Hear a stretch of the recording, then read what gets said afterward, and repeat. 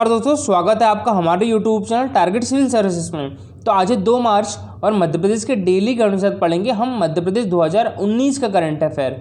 तो लेक्चर ध्यान से देखिएगा। तो चलिए सबसे पहले कर लेते हैं, हमने जो कल करंट अफेयर कर लेते हैं उसका रिवीजन, उसके बाद स्टार्ट करेंगे हम आज के करंट अफेयर। तो चलिए स्टार्ट करते हैं रिवीजन के साथ। प्रधानमंत्री नरेंद्र मोदी ने मन की बात कार्यक्रम के दौरान जल संरक्षण करने के लिए मध्य प्रदेश की बबीता राजपूत छात्रा की सराहना की है और ये छात्रा मात्र 19 साल की है। ठीक है, और ये किस जिले की है? तो ये छतरपुर जिले के अगरौटा गांव की है। कौन? बबीता राजपूत। तो याद रखिएगा। और फिर है उसके बाद शंकर पांडे और खुशी दबाड़े, ये दोनों तलवारबाजी से खेल से संबंधित है और ये दोनों मध्य प्रदेश के भोपाल डिस्ट्रिक्ट से है, यानी मध्य प्रदेश की राजधानी भोपाल से है। ठीक है, तो ये भी याद रखिएगा। और ये इंपॉर्टेंट इसलिए बन जाता है क्योंकि दोनों खिलाड़ी फेसिंग वर्ल्ड कप जो कि 19 से 23 मार्च, ठीक है, 19 से 23 मार्च तक कहाँ पर होना है? कजान रसिया में होगा, वहाँ पर भारत को रिप्रेजेंट करेंगे। ठीक है, कौन? शंकर पांडे और खुशी दबाड़े। हाल ही में रतलाम जिले के डॉक्टर प्रमोद प्रजापति को यंग साइंटिस्ट अवार्ड दिया गया है। किसको दिया गया है? डॉक्टर प्रमोद प्रजापति को दिया गया है। ये कहाँ से है? रतलाम डिस्ट्रिक्ट से है। और जो डॉक्टर प्रमोद प्रजापति है ये मलेरिया अधिकारी है। ठीक है, तो याद रखिएगा कौन सा अधिकारी है? मलेरिया अधिकारी है। और इन्हें विज्ञान एवं प्रौद्योगिकी क्षेत्र में उत्कृष्ट काम करने के लिए दिया गया है यंग साइंटिस्ट अवार्ड। इंदौर जिले के सीए नीलेश गुप्ता को सेंट्रल इंडिया रीजनल काउंसिलिंग के चेयरमैन नियुक्त किया गया है। ठीक है, तो किसको? ये नीलेश गुप्ता को किया गया है सेंट्रल इंडिया रीजनल काउंसिलिंग का चेयरमैन। जबलपुर में मध्य प्रदेश न्यायिक अकादमी के समारोह का आयोजन 6 मार्च को होगा और इसमें पार्टिसिपेट कौन करने वाले हैं? तो हमारे भारत के प्रधानमंत्री रामनाथ कोविंद इसमें पार्टिसिपेट करेंगे मध्य प्रदेश न्यायिक अकादमी के समारोह में। और ये कहाँ पर होगा? तो ये जबलपुर डिस्ट्रिक्ट में होगा। तो याद रखिएगा। हाल ही में स्वामी हरिदास संगीत समारोह का आयोजन कहाँ पर हुआ है?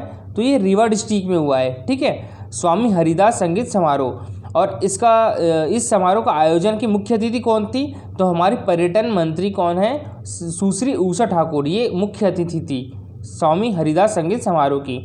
तो चलिए अब स्टार्ट करते हैं हम आज के करंट अफेयर। तो राज्य शासन ने प्रदेश में रेलवे प्रकरणों एवं परियोजनाओं के क्रियान्वयन के संबंध में किसकी अध्यक्षता में समन्वय समिति का गठन किया है? तो ये हमारे मध्य प्रदेश के मुख्य सचिव इकबाल सिंह बैस की अध्यक्षता में समन्वय समिति का गठन किया है। तो इसका आंसर हो जाएगा ऑप्शन नंबर डी। और ये हमारे मध्य प्रदेश के 33वें मुख्य सचिव है। ठीक है, तो याद रखिएगा।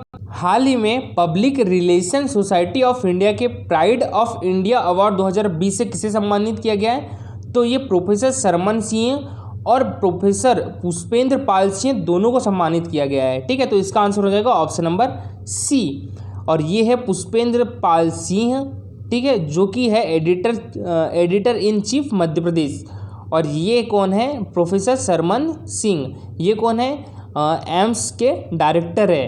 कौन? प्रोफेसर सरमन सिंह। तो ये दोनों को मिला है public relation society of India के प्राइड ऑफ इंडिया 2020 से इनको सम्मानित किया गया है। तो याद रखिएगा। ठीक है, तो देखिए इस साल public relationship society of India pride of India award 2020 से 9 लोगों को सम्मानित किया गया है। तो ये है 9 लोगों की सूची, इनको मिला है नेशनल अवार्ड 2020 PRSI। और इसकी स्थापना हुई थी 1958 में। ठीक है, और इसका मुख्यालय है मुंबई में। तो याद रखिएगा। हाल ही में राज्य शासन ने मध्य प्रदेश विज्ञान एवं प्रौद्योगिकी परिषद के पद पर किसे नियुक्त किया है? तो ये किया है डॉक्टर अनिल कोठारी को। तो इसका आंसर क्या हो जाएगा? Option number B. और ये है डॉक्टर अनिल कोठारी। तो राज्य शासन ने centre for university placement training and corporate affairs Rajiv Gandhi प्रौद्योगिकी विश्वविद्यालय के संचालक डॉक्टर अनिल कोठारी को महानिदेशक मध्य प्रदेश विज्ञान एवं प्रौद्योगिकी परिषद के पद पर नियुक्त किया है। ठीक है, तो याद रखिएगा। और देखिए मैं एक आपको यहाँ पर चीज़ बता दूँ, जो मध्य प्रदेश विज्ञान एवं प्रौद्योगिकी परिषद द्वारा 11 से 13 मई तक मध्य प्रदेश विज्ञान सम्मेलन प्रदर्शनी 2021 का आयोजन किया जाना है। ठीक है, और ये इसके साथ और कौन सा इंस्टीट्यूट रहेगा? तो IIT इंदौर भी रहेगा। ठीक है, तो IIT इंदौर और विज्ञान भारती, ठीक है, और मध्य प्रदेश विज्ञान एवं प्रौद्योगिकी परिषद, इनके द्वारा किया जाएगा 11 से 13 मई तक मध्य प्रदेश विज्ञान सम्मेलन प्रदर्शनी 2021 का आयोजन, और इसके तहत देश भर में विज्ञान यात्रा की जा रही है। इसकी शुरुआत रविवार को दोपहर 3 बजे से IIT परिसर से हो चुकी है। ठीक है, और संस्थान ने इसके लिए एक विज्ञान बस तैयार की है जो प्रदेश के 22 जिलों में जाएगी। ठीक है, और वहाँ लोगों को विज्ञान के प्रति जागरूक करेगी। हाल ही में इंदौर में आयोजित 23वीं स्ट्रीट शूटिंग चैंपियनशिप में किसने गोल्ड मेडल जीता है? तो ये जीता है हिसान उर रहमान ने। तो इसका आंसर हो जाएगा ऑप्शन नंबर बी, हिसान उर रहमान। और 23वें Madhya Pradesh street shooting championship में भोपाल के हिसान उर रहमान ने गोल्ड जीता है, और यह पदक उन्होंने 50 metre rifle junior individual category में जीता है। तो याद रखिएगा। और इंदौर के एमराल्ड हाइट्स इंटरनेशनल स्कूल में आयोजित इस प्रतियोगिता में मध्य प्रदेश के 80 शूटर्स शामिल थे। इसमें हिसान ने सर्वश्रेष्ठ स्कोर बनाया है। ठीक है, इंदौर के महू में आयोजित 10वीं Madhya Pradesh state shotgun shooting championship में किसने कांस्य पदक हासिल किया है? तो ये क्या है? समून बुखारी ने। तो इसका आंसर क्या हो जाएगा? ऑप्शन नंबर सी, समून बुखारी। और 10वीं Madhya Pradesh state shotgun shooting championship में भोपाल के समून बुखारी ने शानदार प्रदर्शन करते हुए कांस्य पदक हासिल किया है। ठीक है, ब्रॉन्ज मेडल हासिल किया इन्होंने। और महू में आयोजित शॉटगन शूटिंग चैंपियनशिप के ट्रेप इवेंट में उन्हें यह उपलब्धि हासिल हुई है। दोस्तों, अब हम ने जो कल 2019 के करंट अफेयर करे थे उसका रिवीजन कर लेते हैं। उसके बाद हम करेंगे 2019 के करंट अफेयर। तो शंकर लालवानी ये कौन है? इंदौर से सांसद है। तो ये पहले ऐसे सांसद है जिन्होंने सीधी भाषा में शपथ ली थी। ठीक है, कमलनाथ सरकार ने 3 जून 2019 को कैबिनेट बैठक में OBC आरक्षण अध्यादेश पर मुहर लगा दी। इसके तहत अब सरकारी नौकरियों में 27% आरक्षण मिलेगा। किसको? OBC को। ठीक है, और बात करें SC को, तो SC को कितना आरक्षण दिया जाता है? तो 16% आरक्षण दिया जाता है SC को। ठीक है, मध्य प्रदेश में। और बात करें ST में, तो ST को मिलता है 20% आरक्षण। ठीक है, मध्य प्रदेश में। और OBC को मिलेगा 27% आरक्षण। तो ये कुल मिला के कितना प्रतिशत हो जाता है? ये 63% हो जाता है आरक्षण। और ये होना नहीं चाहिए, नियम के अनुसार होना चाहिए 50%। ठीक है, तो इसी के तहत हाईकोर्ट में केस लगा हुआ है। और अभी शायद हो सकता है कि 15 मार्च को जो एग्ज़ाम होना है, ठीक है, किसका? मेंस का, MPPSC का, उस पर स्टे भी लग जाए। तो 21 मार्च से स्टार्ट होगा और 15 मार्च को नतीजा आएगा हाई कोर्ट का। ओरछा की ऐतिहासिक धरोहर विश्व विरासत सूची में अस्थायी रूप से कब शामिल हुआ था? ठीक है, तो कौन? ओरछा। तो ये हुआ था 2019 में। तो इसका आंसर हो जाएगा ऑप्शन नंबर सी। ठीक है, 2019। और बात करें हम स्थायी रूप से विश्व विरासत सूची में मध्य प्रदेश के कितने स्थान शामिल है? तो ये 3 स्थान शामिल है। कौन कौन से? तो सबसे पहला आता है खजुराहो के मंदिर। ठीक है, खजुराहो के मंदिर को विश्व धरोहर में कब शामिल किया गया था? तो ये किया गया था 1986 में। याद रखिएगा, 1986 में खजुराहो के मंदिर को शामिल किया गया था, ये याद रखिएगा। ठीक है, और खजुराहो कहाँ पर है? तो ये छतरपुर डिस्ट्रिक्ट में है। फिर उसके बाद शामिल किया गया था सांची को। तो सांची को किया गया था 1990 में। और सांची कहाँ पर है? तो ये रायसेन डिस्ट्रिक्ट में है। फिर उसके बाद 2003 में किया गया था भीमबेटका को। ठीक है, तो ये 3 स्थान है। कौन कौन से? एक तो छतरपुर, ठीक है, छतरपुर जिले में खजुराहो मंदिर को, और एक तो किसको? एक सांची को, जो कि रायसेन डिस्ट्रिक्ट में है। ठीक है, और एक किया गया था भीमबेटका की गुफाओं को 2003 में।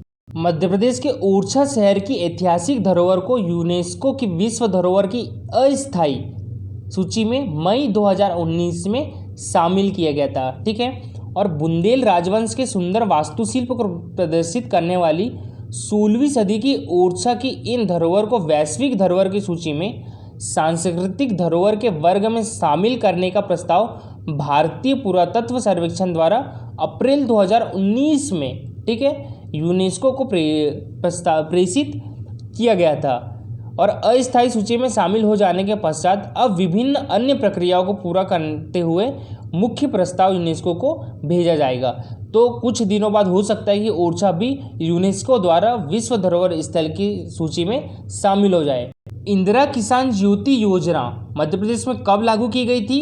तो ये की गई थी 2019 में। तो इसका आंसर हो जाएगा ऑप्शन नंबर सी। ठीक है, 2019 में। और मध्य प्रदेश सरकार ने प्रदेश के 10 हॉर्स पावर तक के कृषि उपभोक्ताओं के विद्युत बिल की राशि को आधा करने के संबंध में इंदिरा किसान ज्योति योजना अप्रैल 2019 में लागू की थी। और योजना के जरिए 44 पैसे यूनिट की दर से सिंचाई के लिए बिजली दी जाती है।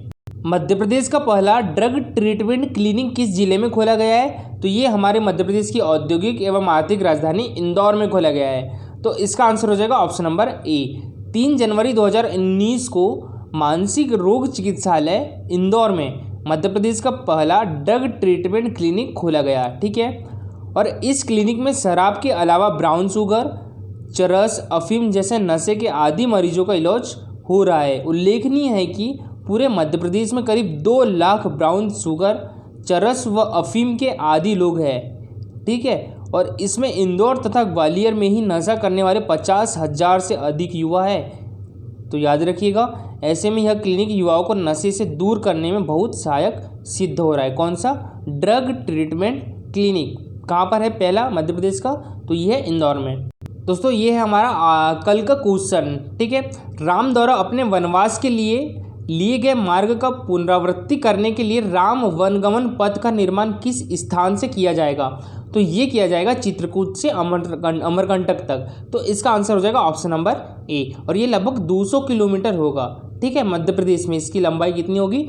200 किलोमीटर। और दोस्तों यहाँ में स्क्रीनशॉट लेना, मतलब मैंने स्क्रीनशॉट लिया था लेकिन उसको एडिट करना भूल गया। तो वैसे मेरे को याद भी है किसने किसने बहुत अच्छा आंसर किया था। एक तो अरुण ने बहुत अच्छा आंसर किया था लड़कों में, और लड़कियों में तो सभी ने बहुत अच्छा आंसर किया था, जैसे प्रिया मिश्रा हो गई, और एक कौन सारा चौहान हो गई, और सुप्रिया तिवारी हो गई। ठीक है, अंबिका, इन्होंने बहुत अच्छा आंसर किया था। और लड़कों में भी संदीप ने भी बहुत अच्छा आंसर किया था। तो ये है मध्य प्रदेश का राम वन गमन पथ, चित्रकूट से होकर ये जाएगा अमरकंटक तक। तो ये कौन कौन से? एक तो कामथानाथ टेम्पल, ठीक है, फिर उसके बाद गुप्त गोदावरी, सती अनुसुईया, ठीक है, फिर उसके बाद सलेहा टेम्पल जो कि पन्ना में है, फिर उसके बाद बदावरा जो कि कटनी में है, ठीक है, और मैहर टेम्पल, फिर उसके बाद रामघाट जबलपुर में। तो ऐसे होते हुए ये अमरकंटक तक की जाएगा और इसकी लंबाई लगभग 200 किलोमीटर है। ठीक है, और आज का हमारा क्वेश्चन है, छात्रों को घर पर पढ़ाई जारी रखने में मदद करने के लिए मध्य प्रदेश ने कौन सा मोबाइल ऐप लॉन्च किया था?